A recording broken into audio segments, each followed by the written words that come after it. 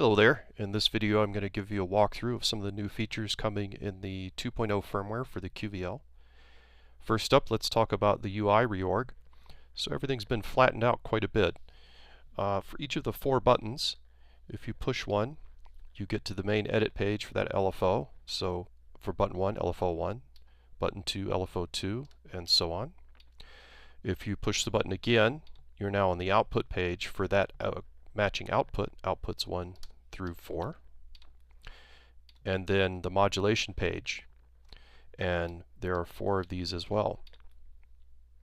Push the button again and you're back to the edit page.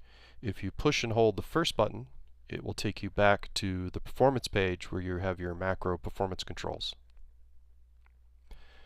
To get to preferences, it's the same as before. You briefly push and hold the 2 middle buttons.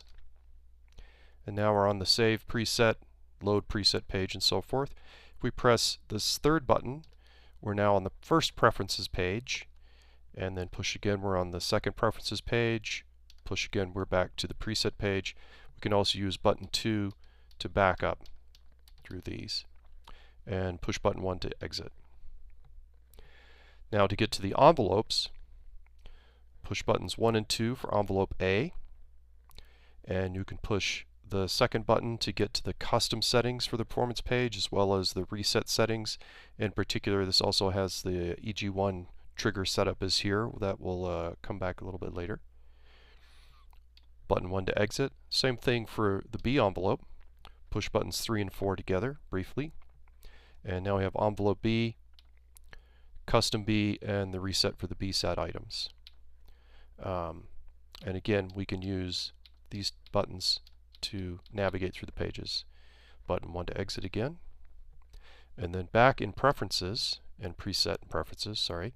On the 2nd preferences page, the clock settings are now here and are shared among all 4 LFOs. Now for the envelopes, there are a couple of new additions. First of all, we have a choice between linear and log slope, and before it was only available as linear.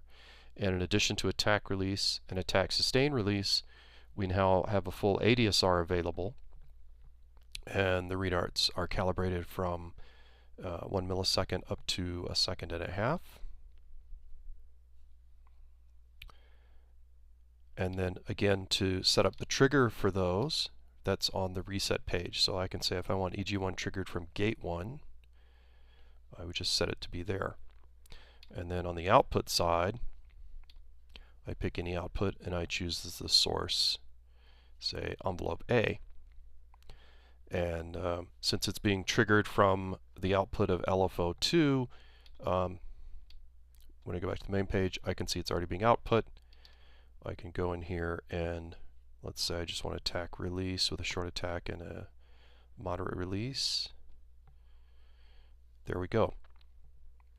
The last thing to cover is the reversible UI, and that's in preferences, and it's right here. So if I turn it on, then everything is now upside down. The displays are upside down. The buttons respond in the opposite manner. The outputs are all mapped opposite, so you can mount it upside down in your case.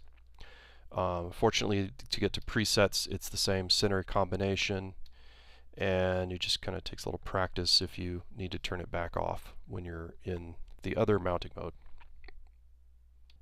So that's it for this initial walkthrough on the features for the V2 beta of the QVL.